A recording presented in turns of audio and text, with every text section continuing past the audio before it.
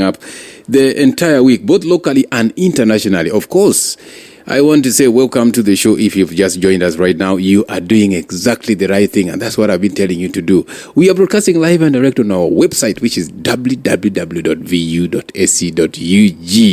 And I am excited. We are joined by another panelist in the second hour of our show. This is just 2 minutes to 7:30. And of course, it's going to be one of those brilliant and beautiful discussions. We are joined by the beautiful. Please say hello to the listeners. Yes, hi. My name is Abigail. I'm part among of the panelists. Yes. Abigail, how are you doing? I'm very happy to be here. How are you doing? I'm doing great. How are you, Dennis? I feel you. I know now some of my listeners say, hey, Dennis, even that one you know. Hey. Well, some of us used to fear Swahili. But and why? It became unnecessary evil. Yeah, in fact, you have to know Swahili. Do you know that it's your national language? Hey, as per now. Okay. No, you didn't know that it's your national language. Swahili is your national language and you have to know it by force, by power. Now I know. Can you just say hello in Swahili to our people? Habari sana, ni jioni njema nzuri katika VU Radio. We are feeling the heat dialect at the youth parliament and tunawakaribisha sana. Amina. Hey, say Amina. You said Amin. It sounded like a prayer. But why Amina Davis? All right, welcome back from that short. That was a joke. Okay, Kelly. All right, we have entered the second hour. It's just 7:30, and we are looking at the reason why Donald Trump invited 5 African presidents to this White House. Yes, U.S. President Donald Trump began a 3-day summit in the Washington, D.C., where he had a serious discussion with African leaders, 5 of them from different African states. And this event happened at the White House, as it is an incredible commercial opportunity for, these African leaders to be part of this event. Trump guests included the leaders of Gabon, Guinea-Bissau, of course, Liberia, Mauritius, and of course Senegal, none of whom represents the major economies of the continent when you look at these countries. But the meeting anyway went on. The meetings are expected also to venture and look into more of trade, not aid as many of you may think, policy, and with all those facing 10% tariff of goods exported to the U.S. They may also be hoping to deal with or to negotiate a lot of things or rates or something in the business between different borders of the country. Now today, on the Youth Parliament, we are dissecting this. Why do you think this meeting took place, Lenny? Dennis, thank you very much, our listeners. I would like to put this clear to our listeners that the invitation by the president of USA, that is Donald Trump, for the 5 African countries, that is Gabon and Liberia, Guinea-Bissau and Mauritius and Senegal. Yes, and yet they are not the highly participating economic African countries. I see it as a sabotage on Africa.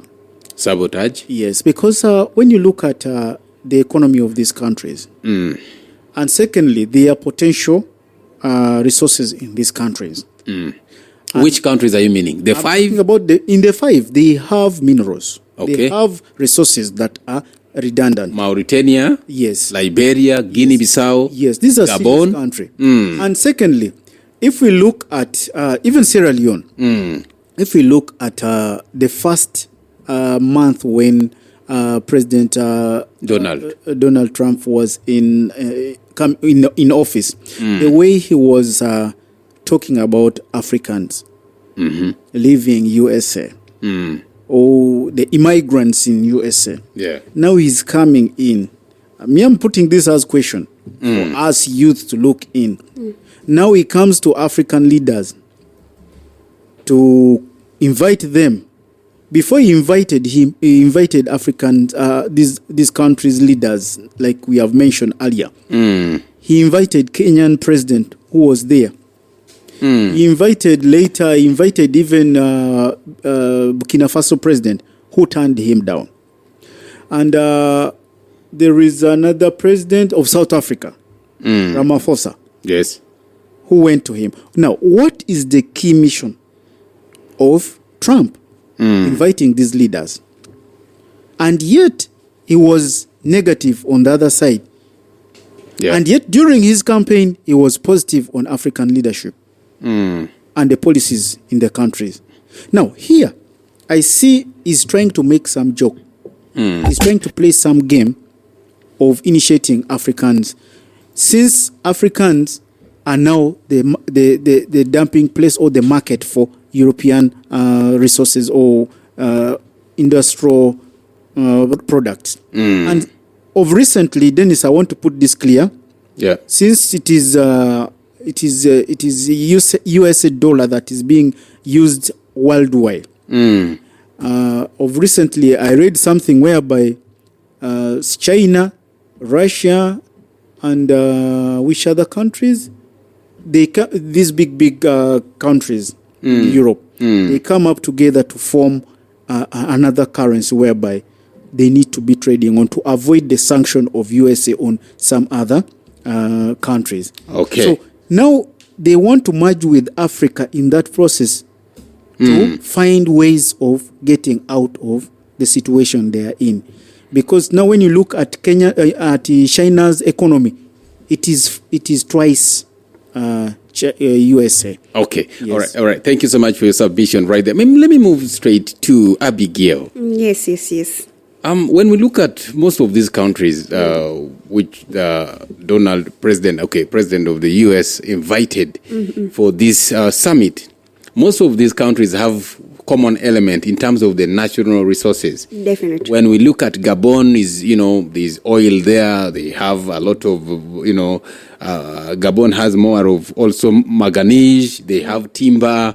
When we look at Senegal has gold, iron ore, zinc, so many minerals. When we look at Guinea-Bissau, also is another country which is good in petroleum. They do other minerals and agricultural works in large scale. Yeah, sure. Why do you think these African leaders were invited for this summit? First, then I want to tell you something that Africa now is raising. And now Africa is uniting. Okay. Like you see how SADC is, you see how East Africa community is. So that is how we African are. Okay. But now Trump see this as disadvantage to him.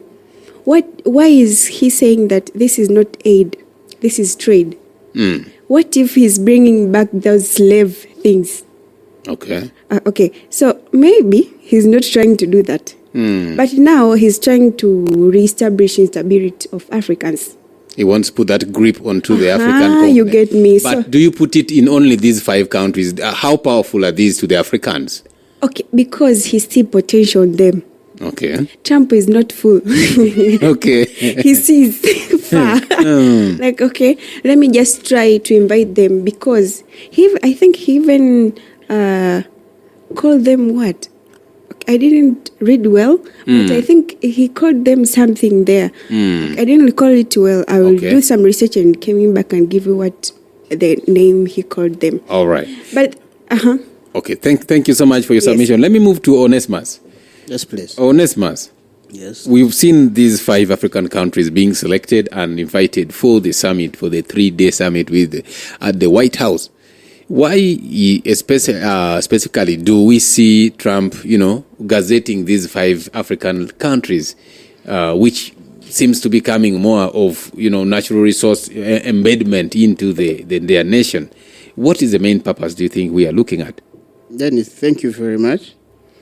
I don't want to open the curtain to see what is actually there.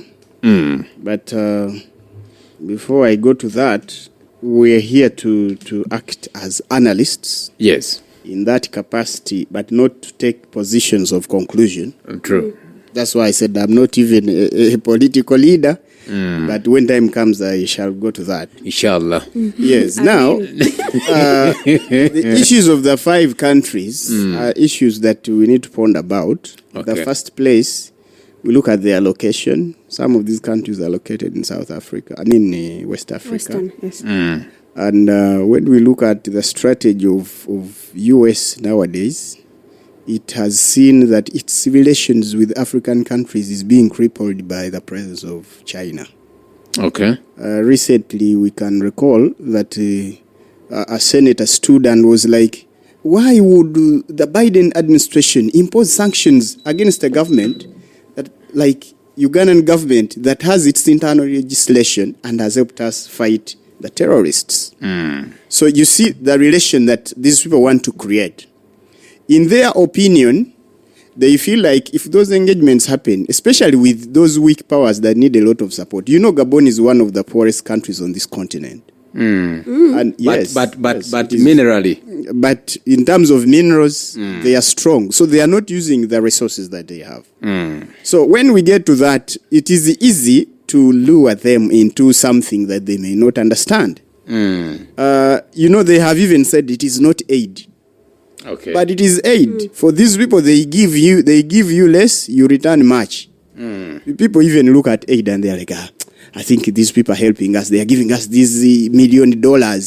Yet they have denied US citizens visas about 75%, and that is money being taken by those people. These people don't have even aid that they give us.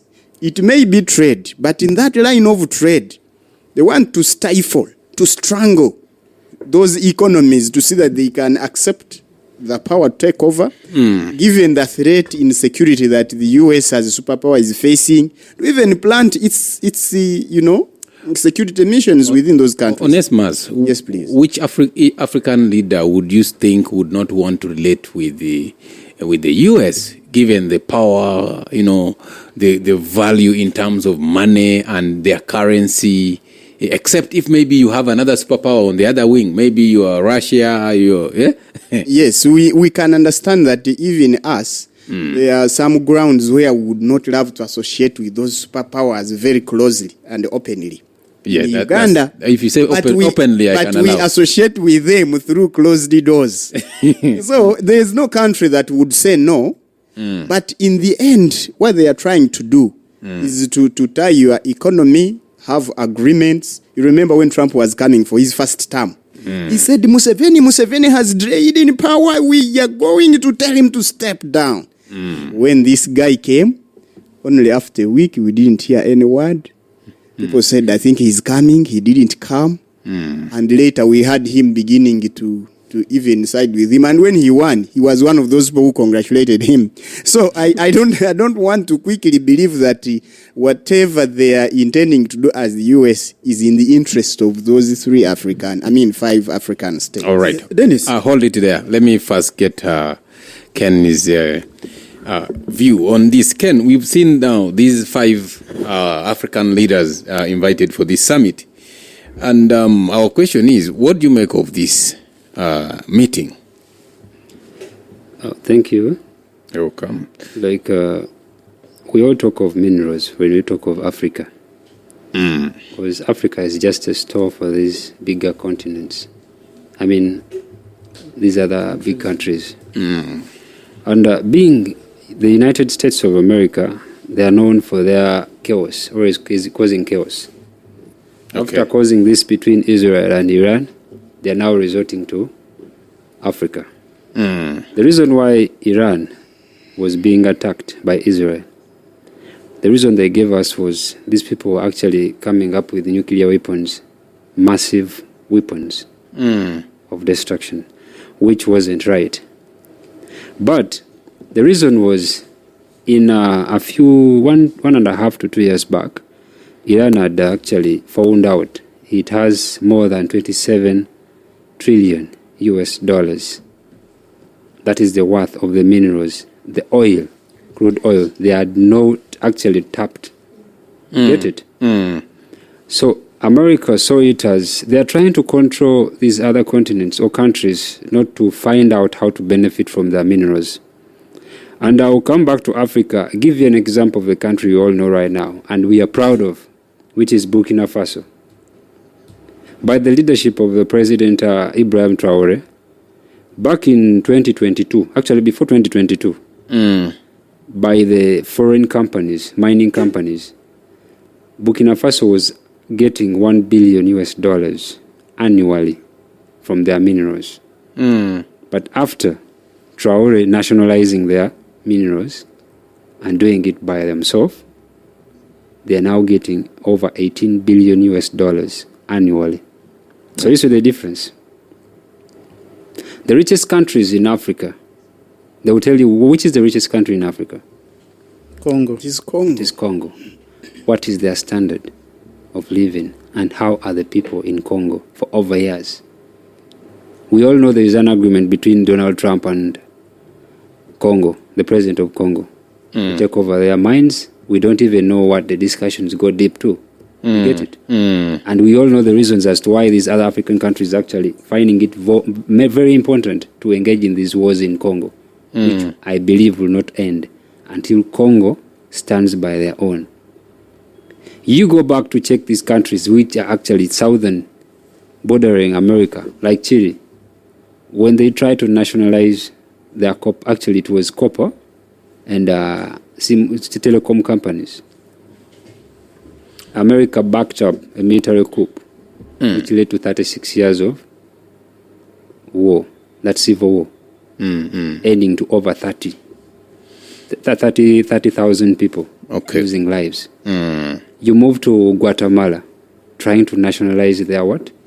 The lime they had. Okay. The same thing. It was America backing up them. Actually, it was the banana. They are good. They are known for banana plantations. It's true. Yeah, Guatemala. So, and the fruit company, which is based in the United States, this was their biggest resource, where they could get this. So, after this president nationalizing it, it was called Salvador. Okay. Yes, nationalizing this, America had to go against because this company felt threatened by the coming president, which led to what? A war. So America, they want to cooperate with countries where they are going to be the overseers of your minerals, to control your minerals and pretend as if they are giving you aid. Why are you choosing? The richest country in the western side, we all know it is Ghana, even in minerals. Why is it not inclusive? We are not seeing Sierra Leone in this. Is it there? It is not. We are not seeing countries like Mali. Why? And you're choosing countries that you know their weakness. They are not well off. They have no other choice than accept what you're saying. If you watch it closely, what Donald Trump is presenting on the table for these presidents, it is against exactly what the president of Burkina Faso, President Ibrahim Traoré, presented to African presidents. For unification. Yes, he was actually telling them, we can do all these people like deceiving or lying to us. We can stay here in Africa. We don't need them. They actually need us. What do Ugandans need from Americans? What do we need from them? Our food is better than theirs. Our climate is better than theirs. When you talk of education, we don't need to learn what they have their side. We're supposed to learn what we have here. So, until the presidents of Africa understand what exactly the president of Burkina Faso was saying, these countries are going to fall into a trap. We've seen Libya doing the same thing, trying to nationalize their minerals, and they were attacked. Okay. What is happening right now in Libya? A lot of struggles and, conflicts. So they should watch what is coming, not what is being presented to them. All right. Okay. Thank you so much for your submission. Lenny, I'm going to come back to you. Let's take a short break. When we come back, we are still discussing the meeting that Trump hosted